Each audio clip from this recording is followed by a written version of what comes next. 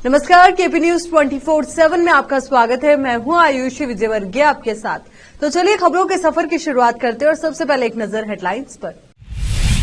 BJP नेता व बीजापुर के पूर्व विधायक व पूर्व मंत्री बसंत गौड़ा पाटिल यातनाल का बीदर दौरा। बीदर उत्तर से बीजेपी के उम्मीदवार ईश्वर सिंह ठाकुर के लिए किया चुनाव प्रचार। बीदर दक्षिण से जेडीएस के उम्मीदवार बंडप्पा खाशिमपुर ने शुक्रवार की शाम को बीदर दक्षिण के कई इलाकों का किया दौरा। कर्नाटक में नहीं चलेगा मोदी फैक्टर, कांग्रेस जीतेगी 140 से ज्यादा सीटें। कांग्रेस प्रमुख डीके शिव कुमार ने किया दावा। कर्नाटक के बेलगावी में अमित शाह ने की रैली, कांग्रेस पर बजरंगबली और सावरकर के अपमान का लगाया आरोप। कांग्रेस सत्ता में आई तो कर्नाटक को पीएफआई की घाटी बना देगी, हिमंता बिस्वा शर्मा ने कांग्रेस पर बोला हमला। किंग चार्ल्स तृतीय ने ब्रिटेन के महाराजा के रूप में ली शपथ।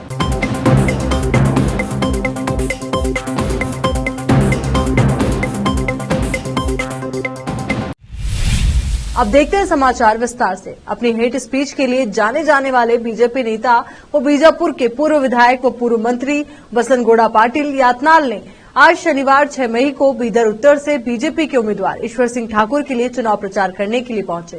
उन्होंने बीदर के गांधीगंज में एक जनसभा को संबोधित करते हुए कहा कि हर बार की तरह इस बार भी सांप्रदायिक राजनीति को बढ़ावा देने का प्रयास किया। यातनाल ने लगभग 30 मिनट के भाषण में डेवलपमेंट के मुद्दे को छोड़कर हिंदू मुस्लिम के मुद्दों पर ज्यादा बात की। यातनाल ने कहा कि आदिल शाही, मुगल शाही, कुतुब शाही ये सब बर्बाद शाही थे। यातनाल ने एआईएमआईएम प्रमुख असदुद्दीन ओवैसी और उनके भाई विधायक अकबरुद्दीन ओवैसी की ओर से कुछ सालों पहले 25 मिनट के लिए पुलिस को हटाने के बयान को लेकर उन पर टिप्पणी की और कहा कि बीदर में भी सभी को अपना कारोबार बंद रखकर अपना मतदान करना चाहिए। बीजापुर में भी इसी तरह किया जाता है। यातनाल ने ये भी कहा कि बीजापुर में कई मुस्लिम इलाकों के नाम बदल दिए गए हैं। इस अवसर पर बीजेपी के वरिष्ठ नेता, पार्टी कार्यकर्ता और भारी संख्या में लोग उपस्थित रहे। इस अवसर पर भारत माता की जय और जय श्री राम के नारों से गांधीगंज गूंज उठा। केपी न्यूज के संवाददाता असलम खान और कैमरामैन कृष्णा की रिपोर्ट। लोकसभा इलेक्शन ಒಂದು ವಾರ ಇದ್ದಾಗ ನಮ್ಮ ಜೊತೆಗಿದ್ದು ಕೂಬಾರು ನಮ್ಮ ಜೊತೆಗೆ ಓಡಾಡ್ತಾ ಇದ್ರು ಇವರ ಕೇಂದ್ರ ಮಂತ್ರಿಗಳು ಅಶೋಕ್ ರಜತ್ಪಾಲ್ ಅವರೇ, ಎನ್.ಆರ್. ವರ್ಮಾ ಅವರೇ ಹಾಗೂ ಬೀದರ್ ನಗರದ ಎಲ್ಲ ನನ್ನ ತಂದೆ ತಾಯಂದಿರೇ, ಹಿರಿಯರೇ, ಯುವಕರೇ, ಪತ್ರಕರ್ತ ಬಂಧುಗಳೇ, ಇವತ್ತು ಕರ್ನಾಟಕದಲ್ಲಿ ಒಂದು ಹೊಸ ಇತಿಹಾಸವನ್ನು ಬೀದರ್ದ ಉತ್ತರ ವಿಧಾನಸಭೆ ಇರಲಿ, ದಕ್ಷಿಣ ವಿಧಾನಸಭೆ ಇರಲಿ ಬದಲಾವಣೆ ಮಾಡಬೇಕಾಗಿದೆ. ವಿಜಯಪುರ, ಕಲಬುರಗಿ, ಬೀದರ್, ರಾಯಚೂರು ಆದಿಲ್ ಶಾಹಿ, ಬರೀದ್ ಶಾಹಿ, ಅತ್ಯಾಶಾಹಿಗಳು, ಕುತುಬ್ ಶಾಹಿ ಇವರೆಲ್ಲ ಬಂದು ನಮಗೆಲ್ಲ ಬರ್ಬಾದ ಶಾಹಿ ಆಗಿದೆ. ಇದು ಬದಲಾವಣೆ ನಾವು ಬಿಜಾಪುರನಾಗ ಮಾಡಿದ್ವಿ.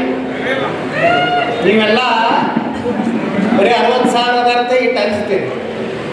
ನನ್ನ ಮೇಲೆ ಎಷ್ಟು ಮಂದಿ ಅದ್ರ ಗೊತ್ತೈತೆ ನಾವು 1,09,000. ನಮ್ಮ ಹಿಂದೂಗಳು ಎಷ್ಟಾದ್ರೆ 1,72,000. ನಮ್ಮವ್ರು ಬಂದು ಹೋಗಿ ಹಾಕೋದಿಲ್ಲ. 1.2 ಹಿಂದೂಗಳು 2-3 ಮಂದಿ ನಿಂತರು ಚಟ ಮೊದಲಿಂದ ಐತಿ. ಕೆಲವು ಮಂದಿ ಅವ್ರ ಕಡೆಯಿಂದ ರೊಕ್ಕ ತೊಗೊಂಡಿದ್ರು ಚಟ ಐತಿ. ಹಿಂದೂ ಕ್ಯಾಂಡಿಡೇಟ್ ಬೀಳ್ಬೇಕಂತ ಹೇಳಿ ನಮ್ಮ ವ್ಯವಸ್ಥಿತವಾಗಿ ಇವತ್ತು ನೋಡಿ ನಮ್ಮ ಬಿಜಾಪುರನಾಗ ಕಾಂಗ್ರೆಸ್ಸು ಮುಸ್ಲಿಂ ಇತ್ತು, JDS ಮುಸ್ಲಿಂ ಇತ್ತು. JDS 2ನೇ ದಿವಸಕ್ಕೆ ಸ್ಟೇಟ್ಮೆಂಟ್ ಕೊಟ್ಬಿಟ್ಟ, ಹಮ್ ಸಬ್ ಏಕ್. ತಮ್ಮೆಲ್ಲರಿಗೂ ಚೆನ್ನಾಗಿ ಗೊತ್ತಿದೆ, 35 ವರ್ಷಗಳಿಂದ ನಾನು ಇವತ್ತು ಯಾವುದೇ ಫಲ ಮತ್ತು ಅಪೇಕ್ಷೆಯನ್ನು ಪಡಲಾರ್ದೇನೆ ಹಿಂದೂ ಸಮಾಜದ ಸೇವೆಯನ್ನು ಮಾಡುವಂತಹ ಪ್ರಾಮಾಣಿಕವಾದಂತಹ ಪ್ರಯತ್ನವನ್ನು ಮಾಡಿದ್ದೇನೆ. ಯಾವತ್ತೂ ಕೂಡ ಯಾವುದೇ ಒಂದು ಅಪೇಕ್ಷೆಯನ್ನು ಪಡಲಾರ್ದಂತಹ ವ್ಯಕ್ತಿ ನಾನು.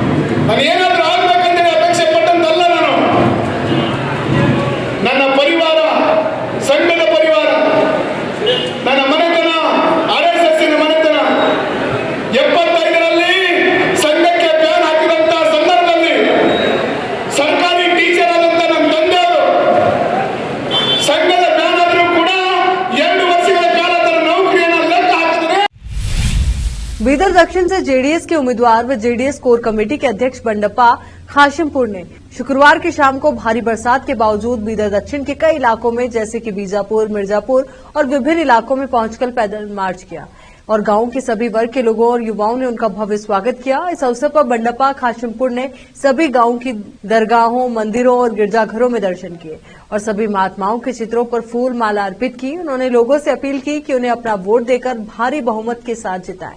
केपी न्यूज के संवाददाता असलम खान की रिपोर्ट। कर्नाटक में 10 मई को विधानसभा चुनाव होने वाले हैं। इसे लेकर सभी राजनीतिक पार्टियां तैयारियों में जुटी हुई हैं। सब अपनी अपनी जीत का दावा कर रहे हैं। ऐसे में अब कर्नाटक में कांग्रेस प्रमुख डीके शिवकुमार ने दावा किया कि उनकी पार्टी 140 से अधिक सीटें जीतकर सरकार बनाएगी और मुख्यमंत्री को लेकर पार्टी जो भी फैसला करेगी वो उन्हें स्वीकार होगा। वहीं उन्होंने भाजपा पर भी हमला किया है। एक इंटरव्यू में शिवकुमार ने कहा कि कर्नाटक में जीत अगले साल होने वाले लोकसभा चुनाव में कांग्रेस के लिए मार्ग प्रशस्त करेगी तथा राज्य की जनता कांग्रेस के पक्ष में समर्थन देकर पूरे देश को एक संदेश देगी। बता दें कि कर्नाटक विधानसभा की सभी 224 सीटों के लिए 10 मई को मतदान होगा और 13 मई को मतगणना होगी। केंद्रीय गृह मंत्री अमित शाह आज कर्नाटक के बेलगावी में रैली करते हुए नजर आए। इस रैली के दौरान उन्होंने कांग्रेस पर जमकर निशाना साधा। रैली में लोगों को संबोधित करते हुए शाह ने कांग्रेस पर बजरंगबली और सावरकर के अपमान करने की बात भी कही। बेलगावी में रैली को संबोधित करते हुए शाह ने कहा कि भाजपा ने राज्य में किसानों के लिए काम किया है। सत्तारूढ़ पार्टी ने किसानों को कई परियोजनाओं से भी अवगत कराया। उन्होंने कहा कि कांग्रेस ने सावरकर का अपमान किया है, लेकिन भाजपा ने अयोध्या में राम मंदिर बनाकर अपने राम भक्तों के सपनों को पूरा किया है। केंद्रीय गृह मंत्री अमित शाह ने कांग्रेस पर बजरंगबली के अपमान करने का भी आरोप लगाया। उन्होंने राहुल गांधी को निशाने पर लेते हुए कहा कि किसी को भी उनके वादों पर भरोसा नहीं है। नागालैंड, त्रिपुरा और असम जैसे राज्यों में उन्हें हार का सामना करना पड़ा है। कांग्रेस नेता राहुल गांधी की मुश्किलें एक बार फिर से बढ़ सकती है। सूरत के बाद अब कर्नाटक में भी उनके खिलाफ मानहानि का केस दर्ज करने की तैयारी है। बीजेपी सांसद लहर सिंह सरोया ने एबीपी न्यूज से एक्सक्लूसिव बातचीत में कहा कि राहुल ने कर्नाटक में करप्शन का रेड कार्ड जारी किया है। उन्होंने हमारे रेट बताए हैं। लहर सिंह सरोया ने आगे कहा कि उन्होंने जीवन में कभी बेईमानी की एक चाय तक नहीं पी है। उन्होंने कहा कि अब मैं राहुल गांधी पर मानहानि का केस दर्ज कराऊंगा। उन्होंने कहा कि वो अपने वकीलों के संपर्क में हैं और इसकी तैयारी कर रहे हैं। उन्होंने आगे कहा कि राहुल के इस करप्शन रेड कार्ड से उन्हें दुख हुआ है। यहाँ रुक रहे एक छोटे से ब्रेक के लिए जल्द हाजिर होंगे।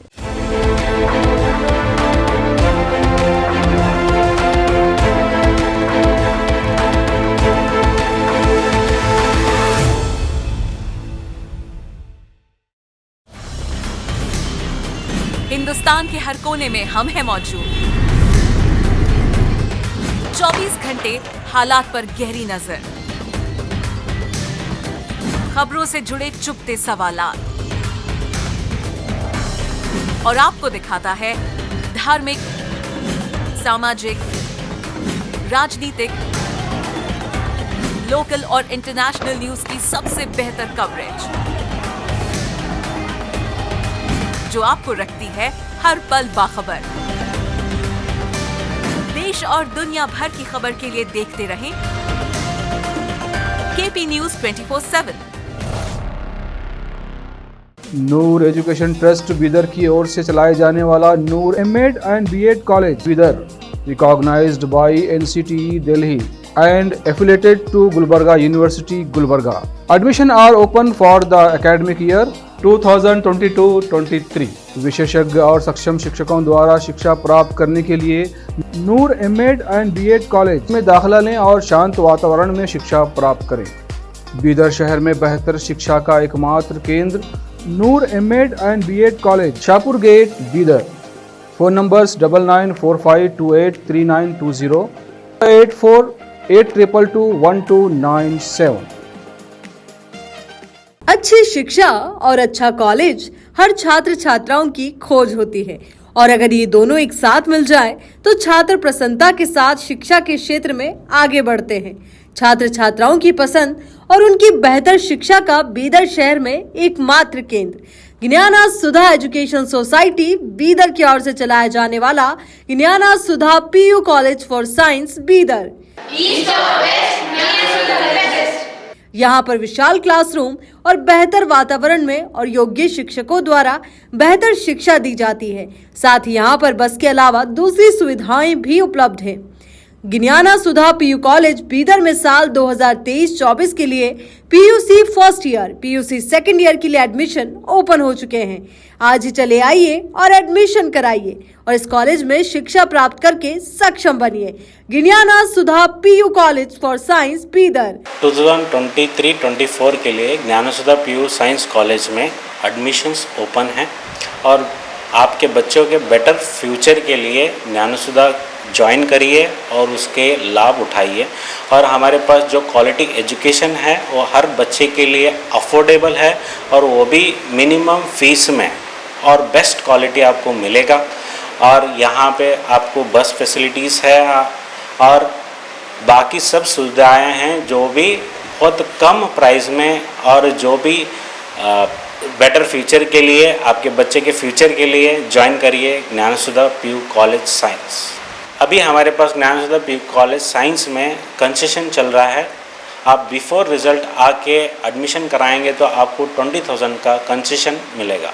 वो भी हम ये सोच रहे हैं कि गरीब से गरीब या अफोर्डेबल प्राइस में बच्चों को अच्छा एजुकेशन मिले बोल के हम ये कंसेशन रख रहे हैं, सो दैट कल्याण कर्नाटका में जो हर तरह के लोगों को अच्छा एजुकेशन मिले बोल के।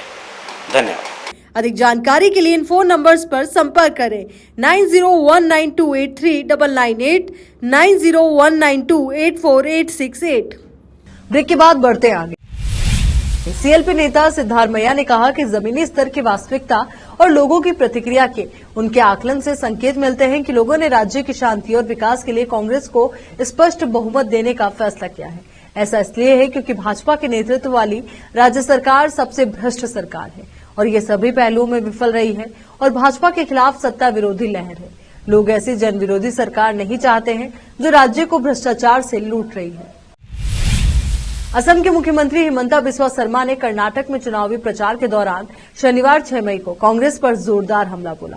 उन्होंने कहा कि डीके शिवकुमार और सिद्धारमैया टीपू सुल्तान के परिवार के हैं। सिद्धारमैया बोलते हैं कि टीपू सुल्तान की जयंती मनाएंगे। अगर आपको जयंती मनानी है तो पाकिस्तान और बांग्लादेश में जाकर मनाएं। अगर कांग्रेस दोबारा सत्ता में आई तो कर्नाटक पीएफआई की घाटी बन जाएगा। हिमंता बिस्वा शर्मा ने कोडागू में एक जनसभा को संबोधित करते हुए कहा कि टीपू सुल्तान ने हजारों कोडवा का वध किया, फिर भी डीके शिवकुमार टीपू के परिवार के सदस्य की तरह व्यवहार करते हैं और उन्हें स्वतंत्रता सेनानी कहते हैं। असम में मैं पीएफआई के हमदर्दों को सबक सिखा रहा हूं और मदरसों को बंद कर रहा हूं, लेकिन राजस्थान में कांग्रेसी मुख्यमंत्री मदरसा योजना चला रहे हैं। कि आपने तो नाम पढ़ा है सिद्धारमैया जी, नाम पढ़ा है डीके सुल्तान, डीके शिव कुमार जी। एक्चुअली ये सारे लोग टीपू सुल्तान की ही वंश है, बाकी कुछ नहीं है। They are the family members of Tipu Sultan, बाकी कुछ नहीं है। मैं असम से आया हूं। मेरा असम में 17 टाइम्स मुगल हमको अटैक किया था, लेकिन मुगल कुड नॉट डिफीट अस। हम अनडिफीटेड रहा और आज यहाँ आके मैं ये पवित्र भूमि को नमन करता हूँ। किस लिए? हमारे कोडाबा का लोगों। लोकसभा चुनाव 2024 के लिए कांग्रेस बड़े गेम प्लान की तैयारी कर रही है। कहा जा रहा है कि आगामी लोकसभा चुनाव में कांग्रेस ने पार्टी का राष्ट्रीय महासचिव प्रियंका गांधी को चुनावी राजनीति में उतारने जा रही है। इसके लिए वो अपनी दादी इंदिरा गांधी के नक्शे कदम पर चलते हुए तेलंगाना से चुनाव लड़ सकती है। रिपोर्ट के मुताबिक कांग्रेस अगले साल होने वाले लोकसभा चुनाव में तेलंगाना से प्रियंका गांधी को मैदान में उतारने पर गंभीरता से विचार कर रही है। उन्हें मेदक या महबूबनगर लोकसभा सीट से मैदान में उतारा जा सकता है। अगर पार्टी प्रियंका गांधी का नाम फाइनल करती है तो वो तेलंगाना से अपनी चुनावी राजनीति की शुरुआत करेंगे। यहाँ रुक रहे एक और छोटे से ब्रेक के लिए जल्द हाजिर।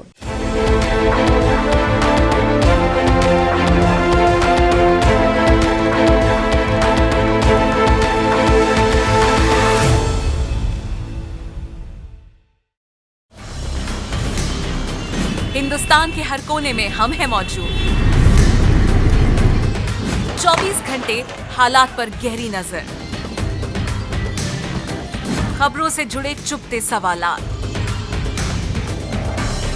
और आपको दिखाता है धार्मिक, सामाजिक, राजनीतिक, लोकल और इंटरनेशनल न्यूज की सबसे बेहतर कवरेज जो आपको रखती है हर पल बाखबर। देश और दुनिया भर की खबर के लिए देखते रहें